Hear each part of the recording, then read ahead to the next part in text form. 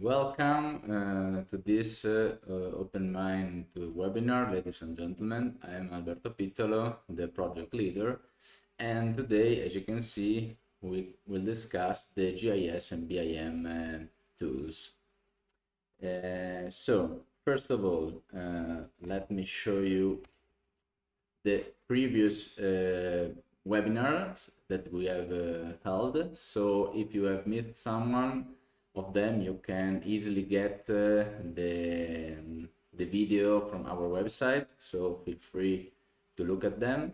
And let's move on today's outline. So first of all, we will discuss the geographical tools, namely the GIS map representation navigation tool, so the bidimensional view on a map of the items or the structures, so whatever, that's able to locate worldwide a specific thing on a map.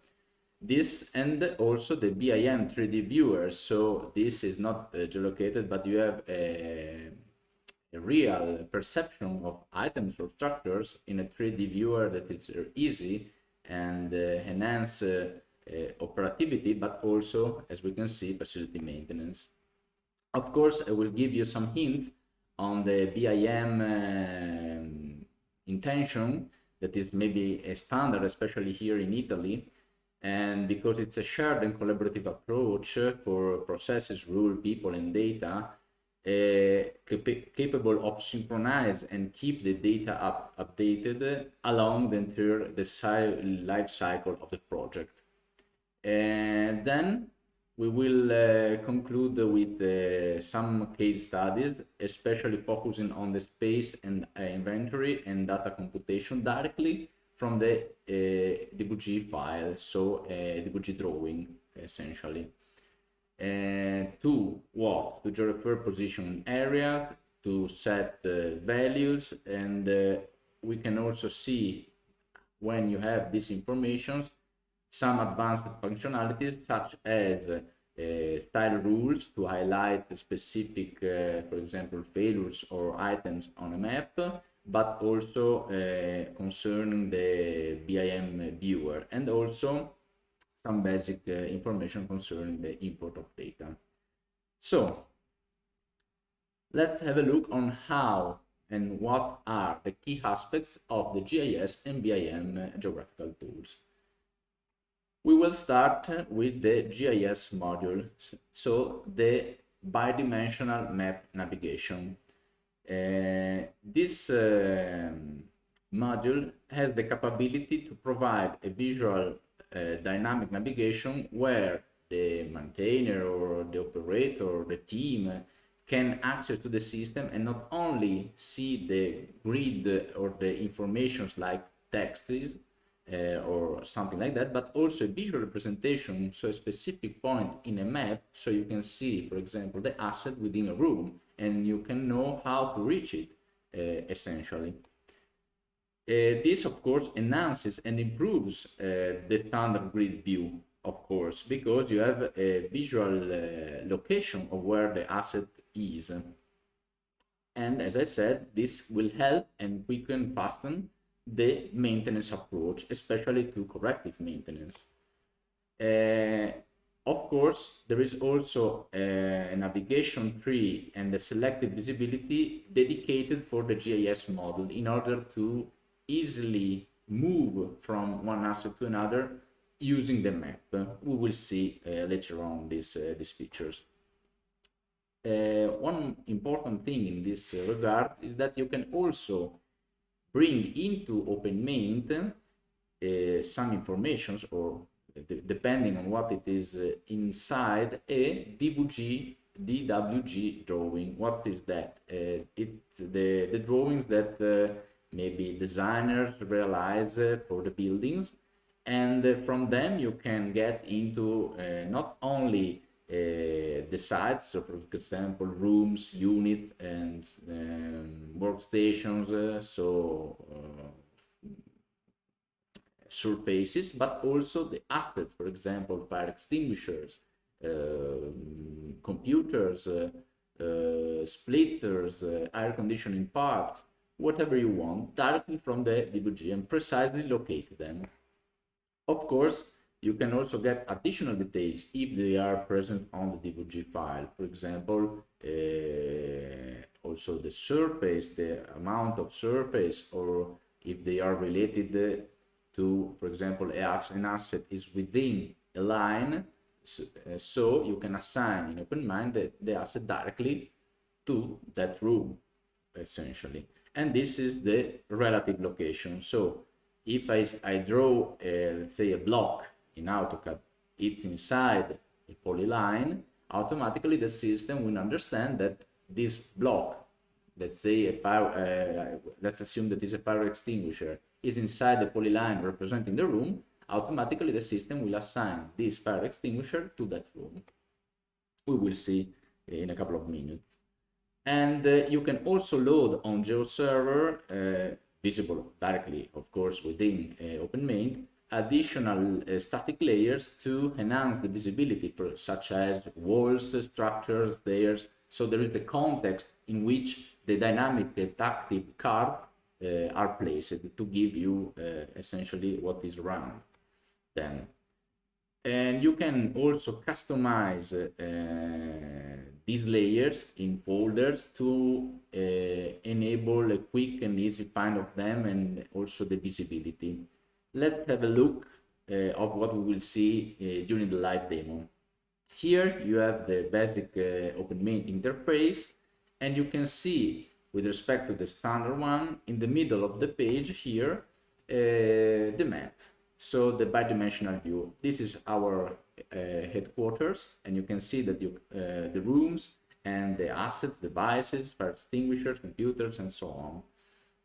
On the left-hand side, you're used to see it, you have the standard navigation menu, while when you open the map on the right-hand side, you have the GIS specific menu that allows and exposes multiple functionalities, such as the tree tab, where you have, as I said, a navigation tree that allows you to navigate easily on the map. In this case, you have, for example, building. Then essentially we expose here the basic list, the grid in the standard that you have in the standard behavior, exposing only some of the main attributes, in this case the code and the name, because it's really small, to have a look of what are all the fire extinguishers in this class, in this case, of course. The third tab instead has the specific information of the selected card. In this case, if you have a look on the map, it is the fire extinguisher with the orange bullet, so that identifies the selected item. And you can have a look on every detail of this card. Where is it, the serial number, the model, etc.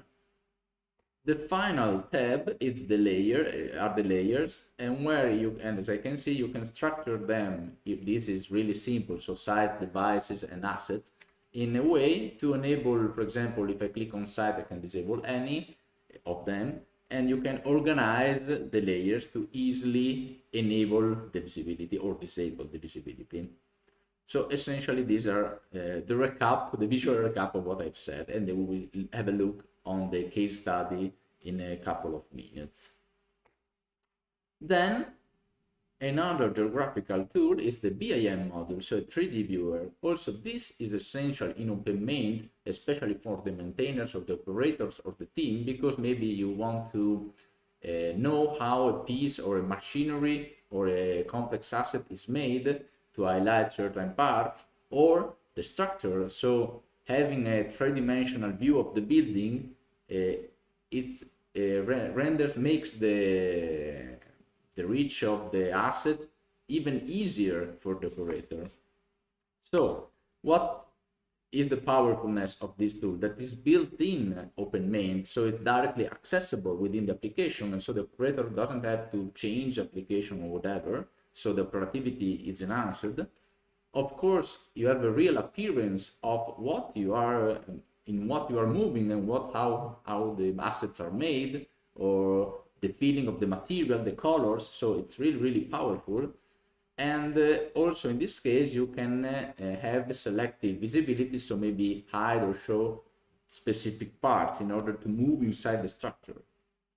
And you have a quick access, so you can access the BIM viewer directly from the card, directly from the map. So if the asset is also has a BIM assigned file, you can open from the map, and also, of course, from the grid.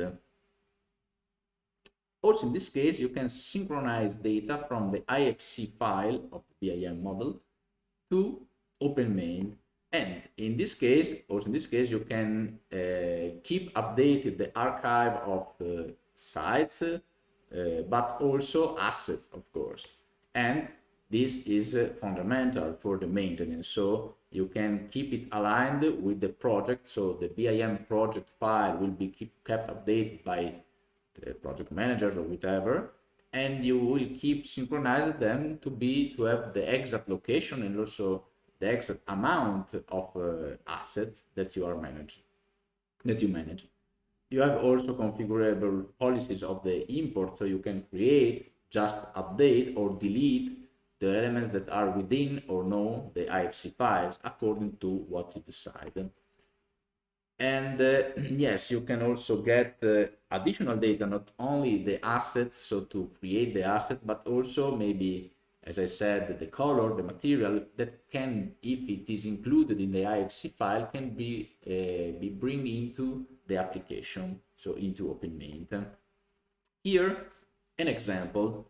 So you can see that the viewer is inside the application. So here it's a pop inside the application, and as before, yes, it's a basic house representation where as before, on the left hand side you have the first tab that tells the objects of the BIM file. This of course depends on the structure of the file, but essentially are the families, let's call it like that, of the objects inside the file. The more interesting tab is the second one, the layers. So as before, likely in the GIS module, you can hide or show some layers, for example, the roof, the slab, the walls, the windows, in order to, have a look to the inside of the structure. The third one is the card. So in this case, I have selected the window, the green one that you can see here, and you can have a look on all the data. So by clicking on the elements on the GIS on the BIM file viewer, you can have all the specifications of concerning that item. So the serial number as before, and the status, the material, the subset, etc. So for the maintainer, for the operator, for the team, for whoever has to maintain something, can easily know the informations of what is looking in this case, also with a real, like augmented reality, we can call it. The latest one are some other informations, more technical, let's say, concerning the GUID, so the unique identifier of the EFC file, also, and the bounding box of that have been computed for this item. But essentially, you have additional properties that maybe you can exploit. I take just a couple of minutes to give you an overview of what the building information modeling, so the BIM, is intended to. As the icon shows, it's a full circle process that is ongoing and start from the build, operation, and design, and here it comes again. So in the different phases of a project, it's a shared and collaborative approach between different entities. As in the diagram here, we have a lot of elements in the BIM approach. First of all, the processes, so the methods in which you have to collaborate as procedures that you have to follow in order to comply with certain specifications, for example, and collaboration enhances collaboration between peoples with different tools. We have rules, of course, to avoid misunderstanding and inconsistencies among the workflows, and of course this led to standards like UNI in Italy, but we have other European also standards. And of course, there is a presence of people at the different levels and with different roles and responsibilities. We have information, of course, that has to be exchanged from one role to another and from one process to another, including, of course, templates to easily exchange data and documents. And technology. The technology is fundamental to manage this data. Of course, we have the hardware to support the software that runs on it. For example, like the Revit of AutoCAD to draw an IFC BIM modeling, but also like CMD Build or openMAINT that allow to view and to synchronize the data to create cards or and assign them details, for example. In this context, of course, the BIM also represents a digital, physical, and functional representation, and of course, a shared knowledge that is really, really fundamental up to nowadays, in this, especially nowadays, to improve and fasten the development of any project. The important thing is that, of course, this is supported, as I previously said, by tools and technologies, but that information and that exchange of knowledge can improve and make effective the decision that you take, because they are conscientious and they are you have knowledge about what you are doing.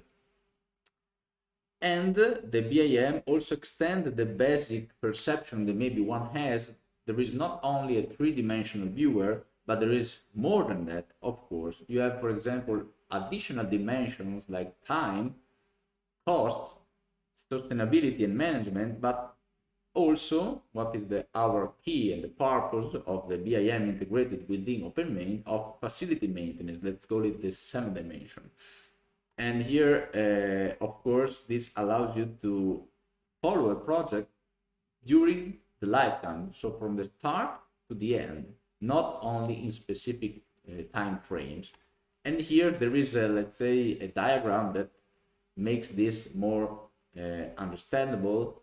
You have the BIM project that is based on technology, data, and processes that are shared among different dimensions. And of course, we focus on the seventh one, that is the facility management. But there are a lot of coordination of different roles. Now, one last slide about the functional advanced functionalities, and then we will move on the case studies. The GIS model peculiarities are essentially style rules. What does I mean with style rules? You can highlight with different colors, for example, the assets or the surfaces we will see, don't worry, on a map, in order to know and put and highlight some interesting things. For example, failure assets, or maybe unused rooms, and so on.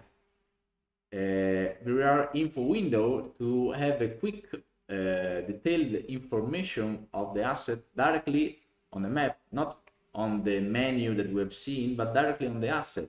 So like a box where you have the main basic informations. For example, in a building we will see later, you have the address, maybe the manager, and a quick image of the outside.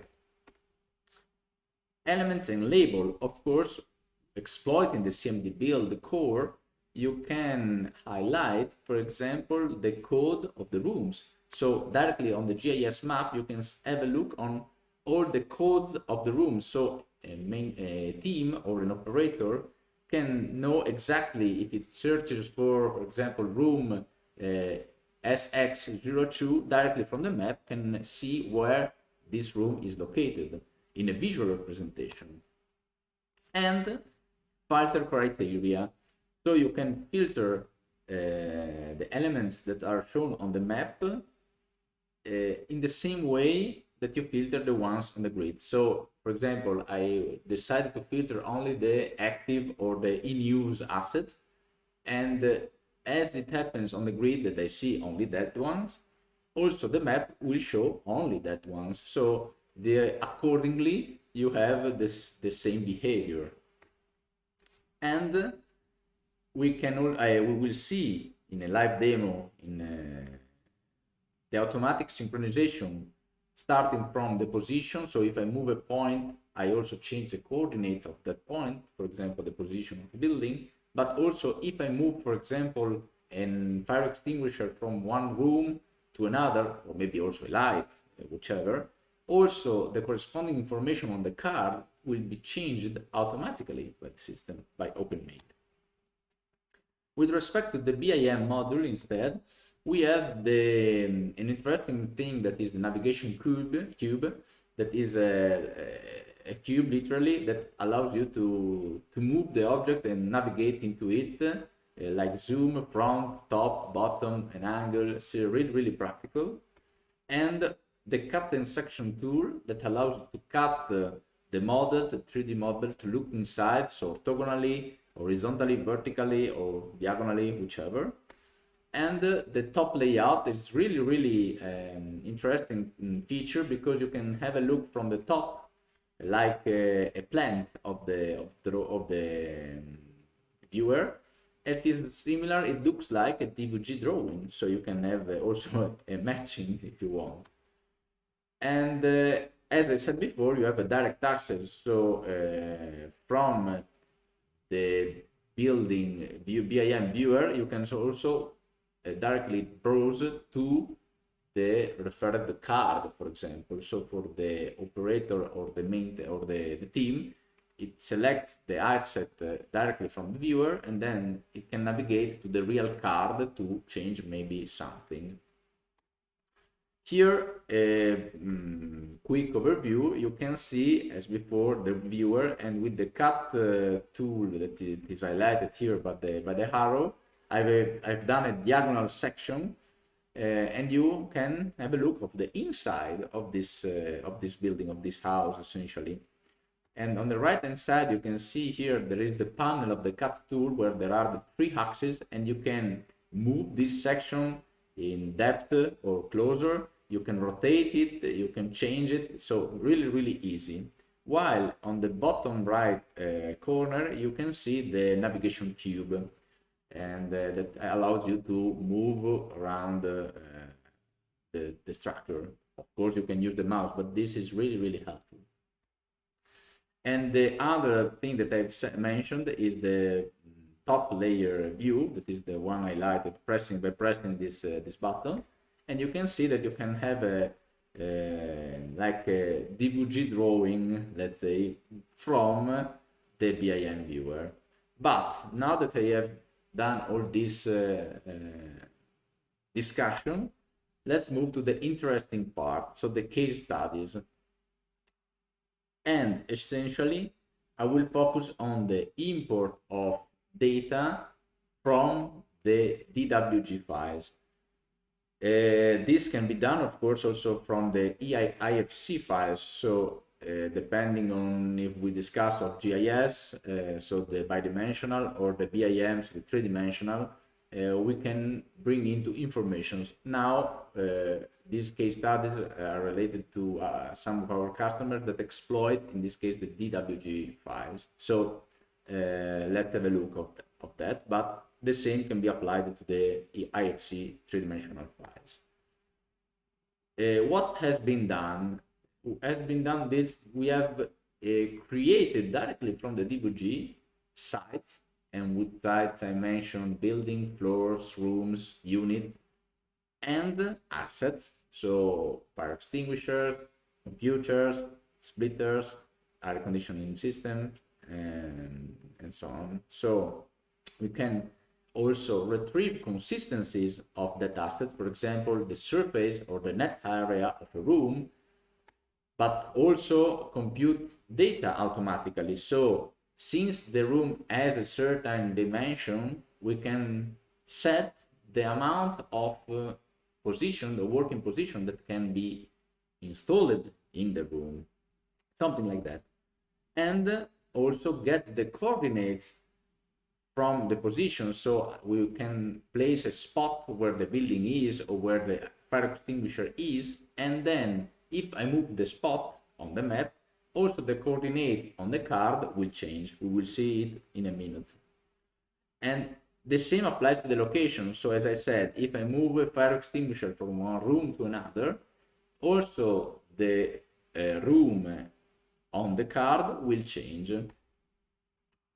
Another case study instead is concerns road, device, and outdoor elements. In this case, we can get from the DWG highways, all the highways that this customer manages, and of course the related streets.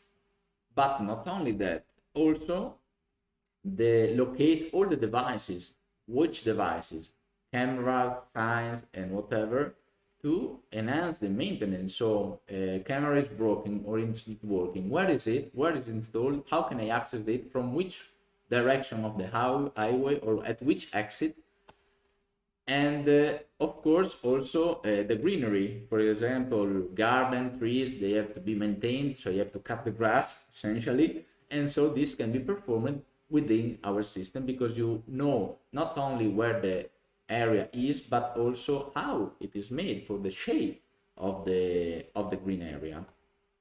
And important to mention that both DWG and IFC data import can be done manually, so the user essentially, as I can show you in now, can upload the file, but also automatically with a scheduled approach.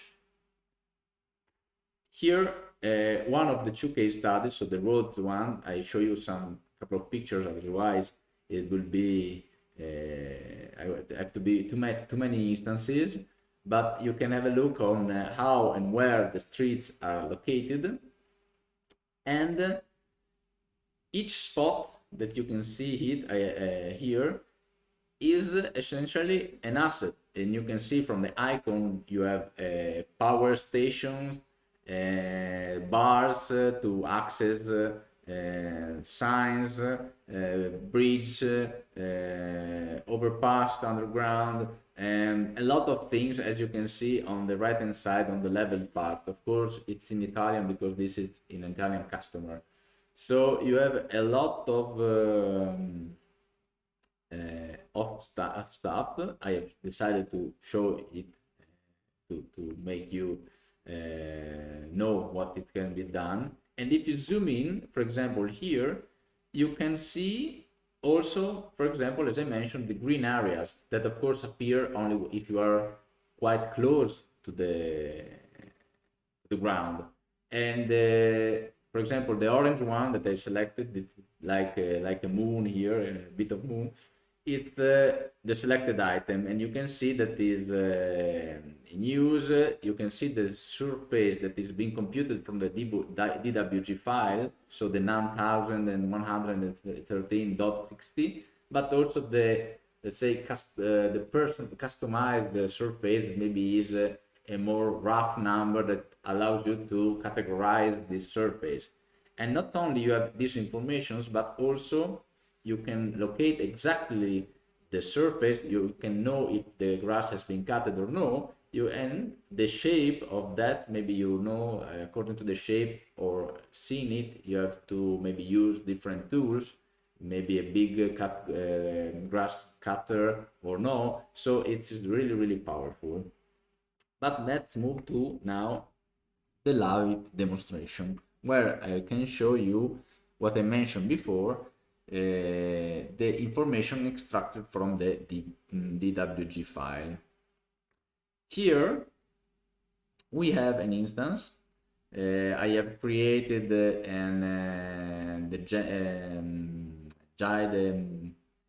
center, that is our complex, and you have under the buildings, for example, our headquarters. Also, this part is in Italian because it's I have of course tried to mask data, but is of one of our Italian customers. If I open the map here, you can see that there is nothing on the map. So also here where we are, there is nothing, only the map. And of course, if I also go, for example, on the space management to the workstation part or the room part, there is nothing inside the system. It's a blank system, but I can, with this contextual menu, the import data functionality, as I said, this is a manual import. There is already selected the import DWG file. I can, as you know from the core webinar here, the list of all the entities that can be imported, that are important, and the policy and the strategy, so the mapping of each one of those. But I don't want to focus on that, but to the practical, give the practical point of view. Here I have my DWG file of this of our headquarters. I open it, and then I can decide to import it. So now that I press import, openMAINT, so the functionality, parses all the data inside the DWG, and according to the policy that I've shown you and the recap that you have seen in, here in the pop-up, assigns and creates the card if they are not present. Of course, I can decide, as I said, I can decide only to update, only to create, or to create and update, also delete, or maybe instead of delete, change some properties.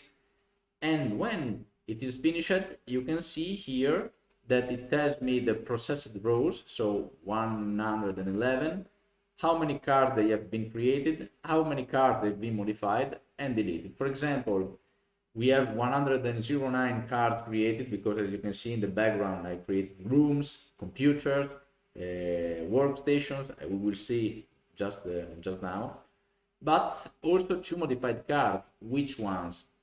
Basically the complex and the building, because probably I have assigned the position on the map that before doesn't exist. So this is a recap of what happened.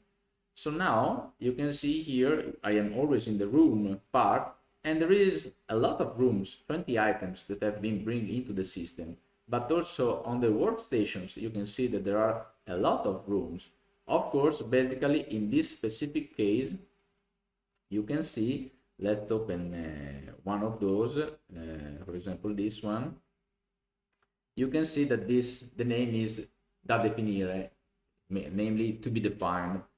Why? Because this customer doesn't want to put too many information on the DWG, just wants to, for example, bring into the geographical related informations, and the other ones can be put by hand. For example, these can be updated manually, like open space, for example, and then I can tell this is this workplace of multiple office. But you can see here that you have the theoretic capacity and the computed capacity that have been computed directly from the DWG file, and also the standard of this space has been set to open space from 71 to 900 square meters. So directly from the DWG you have these informations, but not only, also the building and the floor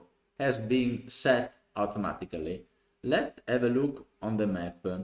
So if for example I open the map, not only the informations, but as you can see, what before doesn't exist. So if I also go outside, you have the building, let's say, position here. You have also the rooms, and if I zoom closer, the assets. So all this stuff has been brought into the system by the procedure. And here you have the tree basically, and you can navigate, for example, of all the configuration item and workstation, for example, of this room. But what is interesting is that here you have the car detail, and you can see that basically, let's zoom closer.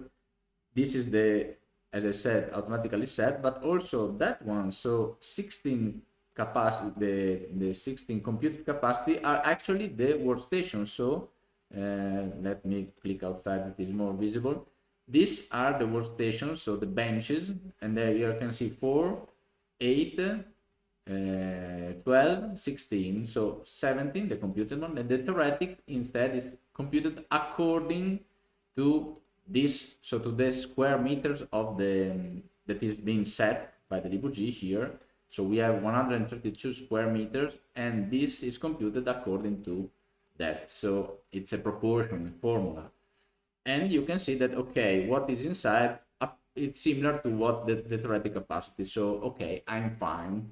And the same applies to any other room, of course. Here, for example, you have a different 2 persons, let's say, local room with theoretical capacity of 2, but actually we have 1 single person. So also in this case we are close because we have only 19 square meters. And so this is really interesting. And let me jump back on the list that I will show you another interesting thing. Let me change some other properties. For example, let's put this information, this room to a service area, and maybe this other room to, let's put, for example, laboratory room. If I open the map again, I have an interesting thing that I can apply with the paintbrush here, a style rule, rooms by use.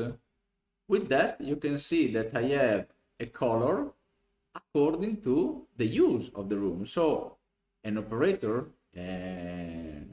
maintenance team, can have a quick view. For example, it knows that the red one is represents working places, while the green one laboratories, or the light blue ones the laboratories.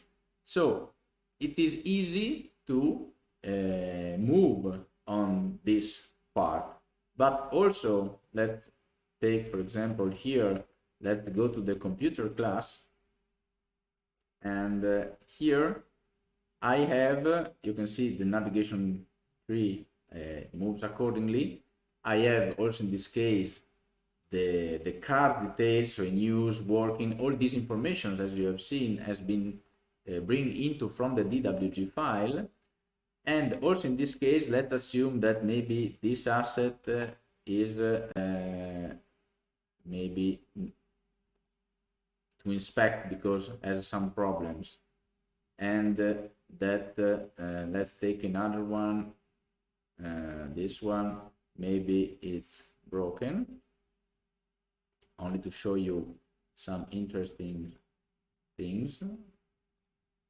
And maybe let's put another one in broken state, so it is easily to understand. Okay, now if I open this, of course I've changed it because they have been bringing it into by the default of the DWG.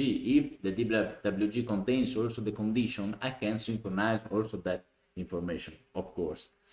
The map also in this case, for example, I have another style rule is here, PC by condition, and you can see that in green the good ones, in red here the bad ones, so the bright green one, and in yellow the to inspect ones. But more of that, as I said before, you can apply a filter. So here, as for the grid, I can, for example, I have a default filter broken asset. So if I filter, then you can see that only the red ones are shown, so only the broken ones. So an operator is guided directly to show what is of really interest, for example, only the broken assets, and avoid to show the others. So according to the filter on the grid that shows only the broken one, the map accordingly shows only the broken fields, the broken PCs. One last thing before to conclude is another case study, another demo. Here, let me, yes, sorry, it is, let's log it out, to show how I can change automatically the position and the coordinates accordingly. So let's take, of course, I will always consider our headquarters to avoid to disclose the information of our customers. So let's take this here, our headquarters. On the map, you can see that here you have the info window. For example, you can see this is the info window where you have the outside of our headquarters and the basic information here. So it's a headquarters, the street, and the main use, so it's an office. But you can see that there is also here you have the info window. So it's a practical way to see, this is residential, for example, to have some basic informations. But not only that, let's go back of what I was saying. So here we are placed here, and if you can see from the card that the coordinates are 46 dot something and 13 dot something. Just to make you notice that if I move the spot, for example, here, and save, of course, just on refresh, yes, and I open the card, you can see that there is no more 46 but 44 and not 13 but 9. So the coordinates have been changed according to the movement of the point, and it's really interesting. The same applies that if I go on the card and the user decides to change it, for example, to, let's put it 20 and 49, and saves. Now, of course, I have changed these informations, and if I open the map, you can see that I am in somewhere over the rainbow, yes, here in Arabia. So accordingly, the informations are changed. So let's put it more close to the original destination. So here, yes, here. But the other interesting thing is that let's take, for example, let's go to a room here. So let's move here. The last thing I want to show you is that one. So let's move there, and let's move here, and let's take the fire extinguisher. As another automatic functionality is that in this case you have this fire extinguisher that, for example, is placed in room 09. Okay, but now after the maintenance of for safety reasons and policies, maybe it has to be moved. So you go there, or the operator, the team changes it and moves from that room to that one because it has to be placed here, for example, and it saves the card. Of course, it's a simple move from the map directly. So the information has been changed. Let me make just a refresh here.